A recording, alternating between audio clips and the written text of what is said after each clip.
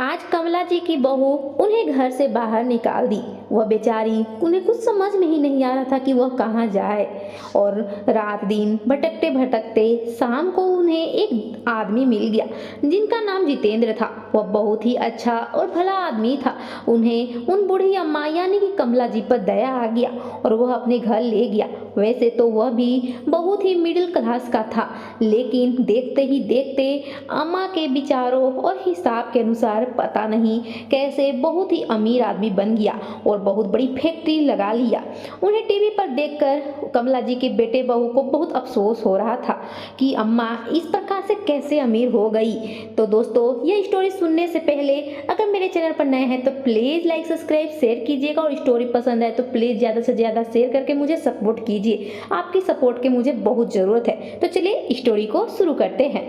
एक छोटा सा गांव था और उसी गांव में कमला नाम की एक बूढ़ी महिला रहा करती थी जो अपने बेटे बहू के साथ रहा करती थी। उनका बेटा बहुत ही अच्छा था, अपनी माँ के पलकों पर बिठा कर रखता था, लेकिन उस बेटे की पत्नी यानी कि कमला की बहू बहुत ही कर्कश थी। वह बिल्कुल भी अच्छी नहीं थी। उसे कमला जी बिल्कुल भी भाती नहीं थी। वह कमला को एक भाव भी नहीं दिया करती थी और तो और अपने पति के सामने तो अच्छे से रहा करती थी, लेकिन जैसे ही कमला के बेटा अपने काम से बाहर जाया करता था तो उसकी पत्नी अपनी सास को बहुत खरी खोटी सुनाया करती थी और घर से बाहर जाने के लिए धमकी दिया करती थी। वैसे ही एक दिन ऐसे ही कमला जी का बेटा उस गांव से दूर पास में ही सटा हुआ शहर था, वहां पर काम करने गया हुआ था। जहां पर वह काम करता था वहां पर उसे लेट हो गया। यह सब देखकर कमला जी अपने बेटे के इंतजार कर रही थी और अपने बहू से पूछ रही थी कि फोन करके पूछो कि मेरा बेटा आखिर है कहाँ पर। उस पर उनकी बहू उन्हें बहुत कुछ सुना देती है और बोलती है, आपको फिक्र करने की जरूरत नहीं है, आप अपना तो ध्यान दीजिए। एक पेड़ पे खड़ी है फिर भी आप अभी भी इस उम्र में अपने बेटे की फिक्र कर रही है। अब वो मेरा पति हो चुका है और अब आपको भी इस घर में रहने की जरूरत नहीं है, जाना है तो जा सकते हैं। लेकिन कमला जी चुप हो जाया करती थी और इसी प्रकार से दिन वक्त बीत रहा था। कमला जी का एक पोता भी था जो लगभग 10 वर्ष का था। वह भी अपनी दादी को बहुत प्यार करता था। जब भी स्कूल से आता दादी दादी, हर वक्त दादी, और यह सब कमला की बहू को बिल्कुल भी पसंद नहीं था। यह सब करते करते कुछ वक्त हो गया था। अब तो कमला जी की उम्र 75 साल हो गई थी, लेकिन उनकी हड्डियों में अभी भी जान थे।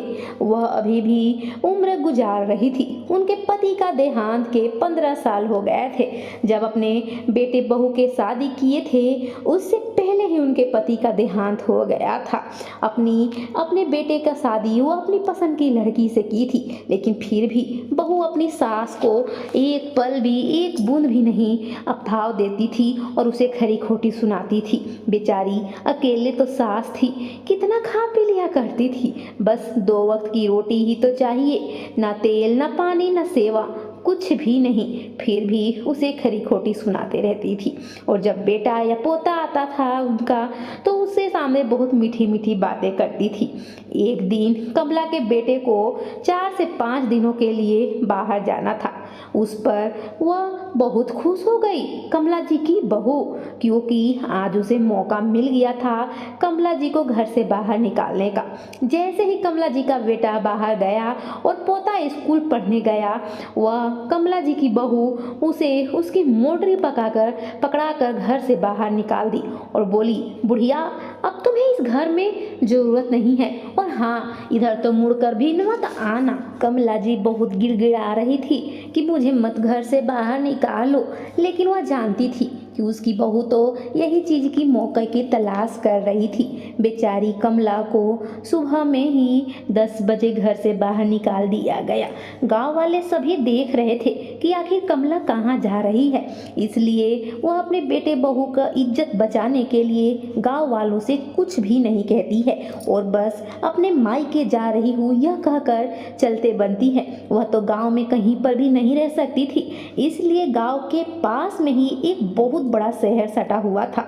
ऐसे तो कमला के पास थोड़े बहुत पैसे थे जो उसके बेटे उन्हें अपनी पत्नी से चुपके से दे दिया करता था।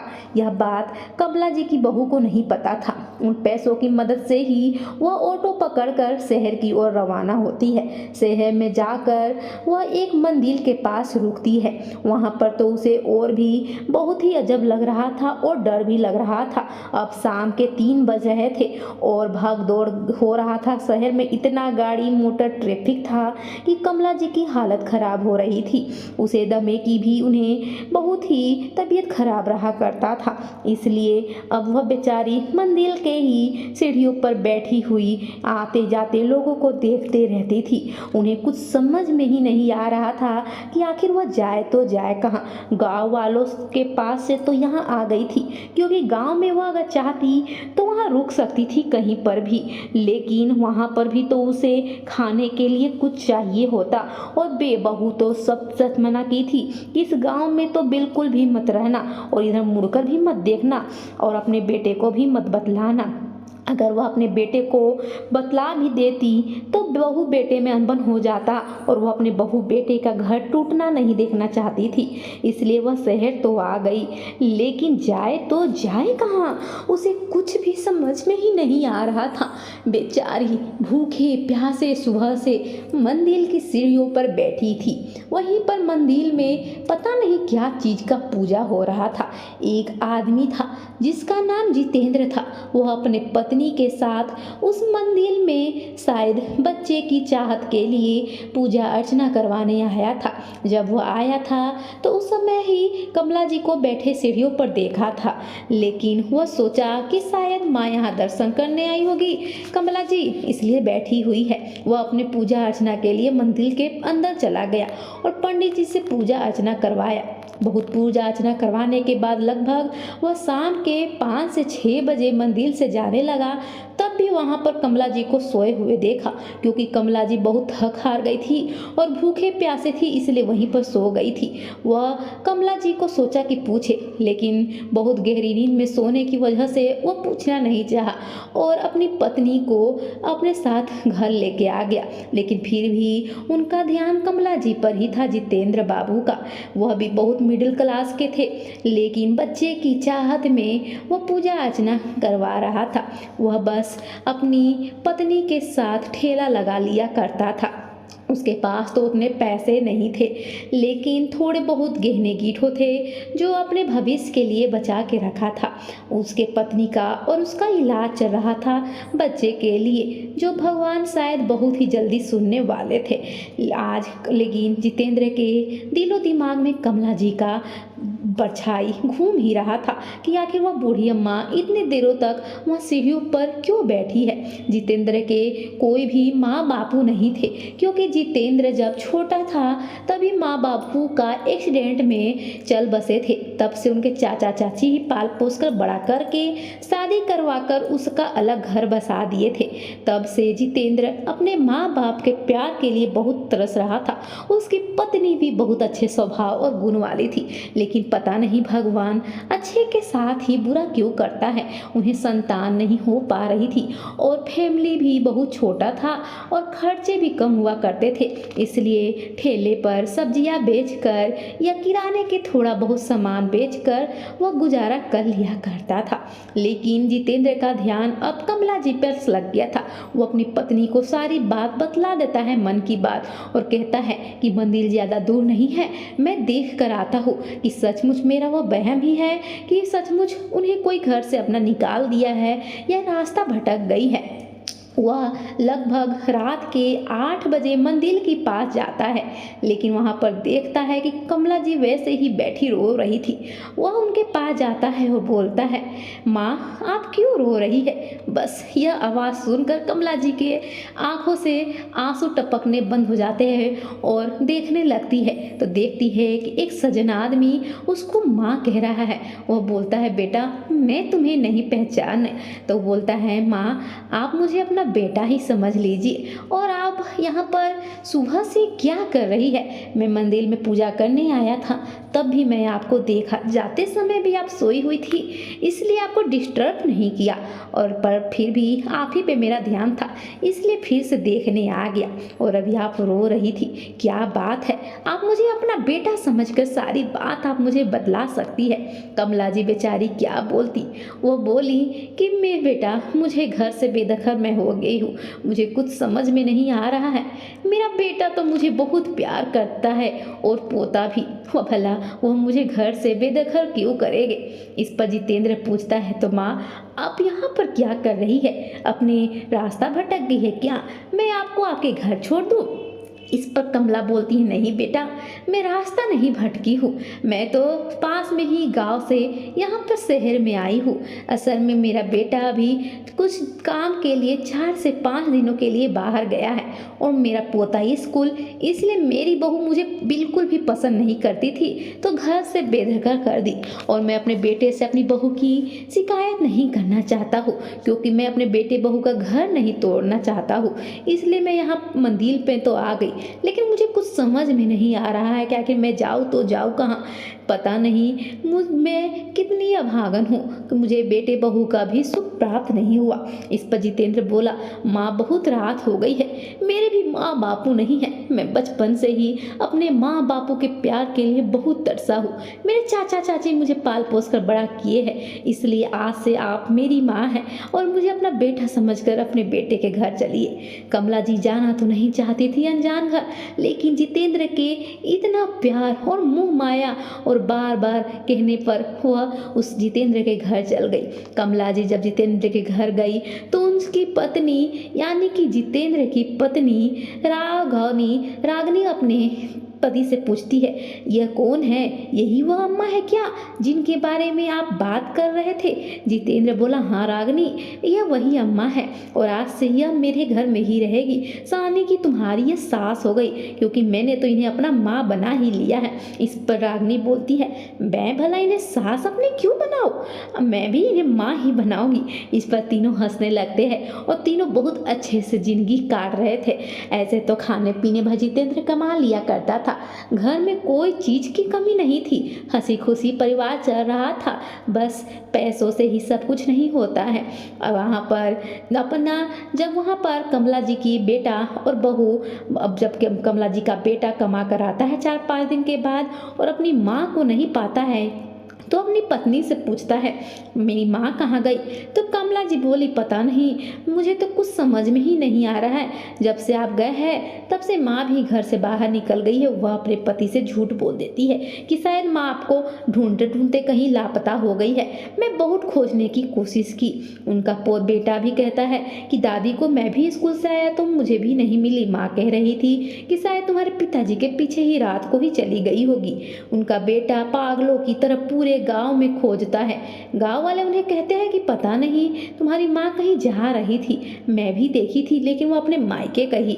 बेटा बहुत खोजता है, शहर में भी आकर खोजता है, लेकिन इतना बड़ा शहर होने की वजह से वो खोज नहीं पाता है और अंत में हार कर घर पर आ जाता है।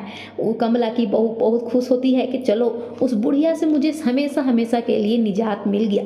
इधर जितेंद्र अपना छोटा सा ठेला लगा ही रहा था कि कमला जी एक दिन बागों से आम का अचार बनाकर ले आती है और ठेले पर रख देती है। वह अचार इतना बिकता है कि अब बूढ़ी अम्मा यानी कि कमला जी हरदम अचार बनाने लगती है, क्योंकि वह नहीं चाहती है कि मेरा भार इन बच्चों पर पड़े। वैसे तो वह अपना बच्चा समझकर उन्हें रख ही रही थी, और जितेंद्र भी और रागनी भी कमला जी को माँ का अभाव भी दे रहे थे, माँ का प्यार ही दे रहे थे। उन्हें पराया नहीं समझते थे, न पराया जैसा महसूस होने देते थे। और देखते ही देखते में जितेंद्र और रागनी के जुड़वा बच्चा होता है, एक बेटा और एक बेटी। साल भर के अंदर ही उनकी गोद झोलियों से भर जाता है। अब खर्च तो दोगुना हो जाता है, अब इसलिए ठेले से उतना पैसा इनकम नहीं हो पाता है। लेकिन कमला जी का अचार इतना टेस्टी होने की वजह से सारा का सारा बिक जाया करता था। इसलिए जितेंद्र कुछ दिमाग लगाता है और उसके पास जितने भी गहने गीठो थे वह बेच देता है और और एक दुकान खरीद लेता है। दुकान तो खरीद लेता है, लेकिन अब अचार लगाने के लिए इतने सारे आम कहाँ से आएंगे। इसलिए क्योंकि बाहर जो खेत था थोड़ा सा, उसमें तो एक दो ही आम के पेड़ थे, जिससे कमला जी तोड़कर आम का अचार लगा लिया करती थी। लेकिन अब दुकान में तो बहुत सारे आम के अचार चाहिए, इसलिए थोड़े पैसे और चाहिए थे। वह कमला जी से कुछ नहीं कह रही थी, लेकिन कमला जी समझ गई थी। कमला जी भी अपने साथ कुछ गहने लाई थी, उसे जितेंद्र को दे देती है। जितेंद्र लेने से साफ इनकार करता है। कमला जी अपन कसम धराती है और बोलती है, एक तरफ माँ कहता है और माँ के हक पर अधिकार भी नहीं जताता है। बेटे को तो माँ के हक पर अधिकार जताना ही चाहिए, इसलिए कभी भी आज से जो मेरा है वह तुम्हारा है। और वो अपने गहने देती है। जितेंद्र और रागिनी उन गहनों को बेचकर आम के अचार के लिए सारे सामग्री जुटाते हैं और कमला बहुत ही अच्छा आम का अचार बनाती है। रागिनी भी वह काम सीख ली थी, इसलिए दोनों मिलकर बहुत अच्छे से बहुत सारा आम का अचार लगा देते हैं और अपनी दुकान पर बेचते हैं। देखते ही देखते सारे आम के अचार बिक जाया करते थे। अब तो 4-5 स्टाफ नौकर भी लगा लिए थे आम के अचार बेचने के लिए। देखते ही देखते इतना अच्छा इनकम होने लगा कि अब तो आम के अचार की फैक्ट्री लगाने की ज़रूरत पड़ गई। सारा रेसिपी वो स्टाफों को समझाकर बहुत ही बड़ा फैक्ट्री खोल देते हैं और न्यूज़, हर चैनल, हर पेपर पर जितेंद्र और रागिनी और कमला जी के फोटो छपे हुए होते हैं। हर तरफ प्रचार होता है कि किस प्रकार से एक ठेले से एक फैक्ट्री तक का सफ़र किस प्रकार से रहा जितेंद्र, रागिनी और कमला जी का। ये चारों तरफ न्यूज़ फैलता है। एक दिन अचानक ही पेपर पे कमला जी का बेटा देख लेता है अपनी माँ को और कहता है कि माँ मेरी यहाँ पर है और ये जितेंद्र, यह तो मेरा स्कूल का बचपन का दोस्त है, मैं इसे जानती हूँ। जितेंद्र का घर उसके बेटे कमला जी के बेटे को पता था। वो अपनी पत्नी से कहता है, माँ मिल गई है, माँ मिल गई है। यह सुनकर कमला जी की बहू के होश उड़ जाते हैं कि अब तो मेरा भांडा फूट जाएगा, मेरी सच्चाई मेरे पति और बेटे के सामने आ जाएगी। वो बहुत ही विचलित हो जाती है बस। और कमला जी का बेटा सुबह होने का इंतजार करने लगता है कि मैं अपने सुबह होती अपने माँ के पास जाऊँगा, माँ को ले आऊँगा। माँ कैसे आखिर वहाँ तक पहुँची। कमला जी का पोता भी बोल रहा था, पापा मेरी दादी आखिर वहाँ कैसे चली गई इतनी दूर। बहुत सोच विचार हो रहा था। रात को तो नींद ही नहीं आ रहा था कमला के बेटे को। और इधर कमला और उनका परिवार बहुत ही बड़ा महल बना लिया था, यानी कि बहुत ही बड़ा फैक्ट्री के पैसों से इतना बड़ा घर बना लिए थे छोटे से घर से, और बहुत ही शहर में चर्चित हो गए थे, बहुत पैसे वाले हो गए थे, करोड़ों में खेल रहे थे। इधर कमला जी के बेटे का जो जॉब करता था वह भी चला गया था, इसलिए वह खुद का ही किराने का दुकान घर पर खोल लिया था। अब कमला का बेटा सुबह का इंतजार कर रहा था और कमला जी की बहू को तो नींद ही नहीं आ रही थी। इसकी बेचैनी देखकर कमला का बेटा उसे पूछता है, आखिर तुम मुझसे भी ज़्यादा व्याकुल लग रही हो, सचमुच तुम तो अपनी सास से बहुत प्यार करती हो। इतना सुनते ही कमला जी के बहू की आंखों से आंसू आ गया और वो सारी सच्चाई अपने पति को बतला दी। यह सब सुनकर उसके पति को तो बहुत गुस्सा आया, लेकिन कमला जी के संस्कार ऐसे थे कि किसी भी महिला पर, औरत पर हाथ उठाने के लिए सलाह नहीं देते थे। वो अपनी पत्नी को माफ़ कर दिया और बोला, चलो मैं तुम्हारी पहली भूल समझकर माफ़ करता हूँ, लेकिन माँ को तुम्हें ही मनाना है, गलती की हो तो माफ़ी तो मांगना ही पड़ेगा। सुबह अपने पत्नी और बेटे के साथ कमला जी का बेटा जितेंद्र और रागिनी के घर आ जाते हैं। वहाँ पर अपनी माँ को पाकर उनका बेटा गले लग जाता है और बहुत ही रोता है और बोलता है, माँ इस पगली को माफ़ कर दो, मैं तो तुम्हें बहुत ढूंढने की कोशिश किया, ये भी कुछ नहीं बताए उस समय, और मैं भी बहुत खोजता रह गया, मुझे भी कुछ समझ में नहीं आया। माँ आप मुझसे इतना नाराज़ हो गई कि अपनी बहू के निकल जाने पर आप भी चली गई और मुझे थोड़ी सी खबर भी नहीं दी। माँ बहुत रोने लगा। इस पर कमला जी की बहू भी बहुत रो रही थी, उसे भी अपनी गलती का एहसास हो गया था। हाँ, क्योंकि कमला जी करोड़ों में जो खेल रही थी, उनकी बहू को लालच भी था, लेकिन हाँ सचमुच शर्मिंदगी हो रही थी कि एक अनजान आदमी मेरी सास को अपनी माँ बनकर अपने घर में रखा हुआ है, और मैं एक हूँ कि जो अपनी सास को ही घर से बाहर निकाल दी थी, जिनका घर द्वार और बेटा पोता सब जिनका है मैं उन्हें ही घर से बेदखल कर दी। वह बहुत ही पछताव की आग में जूझ रही थी और कमला जी भी उसके आंसू को देख ली थी कि यह सचमुच बहुत ही ज़्यादा शर्मिंदा है। वह तो उसे माफ़ कर दी। तब कमला जी का बेटा उन्हें अपने साथ घर जाने के लिए कहता है। तभी वहाँ पर जितेंद्र और रागिनी आ जाते हैं और बोलते हैं, कमला जी यानी कि यह मेरी माँ कहीं पर भी नहीं जाएगी। बस इतना सुनते ही कमला जी का बेटा बोलता है, अरे जितेंद्र मैं तो तुम्हारा फोटो ही देखकर तुम्हारे घर आ गया, तुम मुझे भूल गए? मैं तुम्हारा बचपन का दोस्त महेश। जितेंद्र बहुत याद करने के बाद याद करता है, बोलता है, ओह महेश, तो तुम हो नालायक बेटा हो जो इन्हें घर से बाहर निकाल दिए। उस पर महेश अपनी आंखें नीचे करके आंसू बहाने लगता है। उस पर जितेंद्र बोलता है, अरे मैं जानता हूँ तुम अपनी माँ से बहुत प्यार करते हो, यह सब तो भाभी जी की गलती है, वह भी गलती से वह गलती कर बैठी, वो अपनी गलती पर शर्मिंदगी है और वैसे भी माँ तो माफ़ कर दी है, तो मैं कौन होता हूँ तुम लोग को गलती बतलाने वाला। लेकिन हाँ, अब माँ कहीं पर भी नहीं जाएगी, यानी कि कमला जी कहीं पर भी नहीं जाएगी। इस पर महेश पूछता है, क्यों जितेंद्र, मेरी माँ क्यों मेरे साथ नहीं जाएगी? वह बोलता है, इसलिए क्योंकि यह अचार की फैक्ट्री अब कमला जी के ही नाम पर है, कमला अचार फैक्ट्री, और यहाँ की यह मालकिन है, इसलिए तुम लोग के अगर यहाँ रहना होगा तो आकर रह सकते हो, लेकिन माँ कहीं पर भी नहीं जाएगी। महेश के भी आंखों में खुशी के आंसू आ जाते हैं कि वह किराने की दुकान चलाता था, वह भी इस फैक्ट्री में काम करेगा और माँ के साथ भी रह लेगा। अगले दिन ही महेश अपनी पत्नी के साथ और बच्चों के साथ यहाँ पर रहने के लिए आ जाता है। जितेंद्र और रागिनी भी उन्हें एक छोटा सा पास में ही घर बनवा कर दे देते हैं और सब परिवार खुशी खुशी रहने लगता है। कमला के एक अचार के रेसिपी ने दो परिवारों को बस फकीर से लकीर बना दिया था, यानी कि बहुत ही अमीर बना दिया था। तो दोस्तों, ये छोटी सी स्टोरी कैसी लगी? अगर सचमुच आपके दिल को भा गया हो तो ज़्यादा से ज़्यादा ज़रूर शेयर कीजिएगा और कमेंट करके बतलाइएगा कि आपको कैसी स्टोरी चाहिए। तो चलिए मिलते हैं अगली स्टोरी के साथ, तब तक के लिए धन्यवाद दिल से।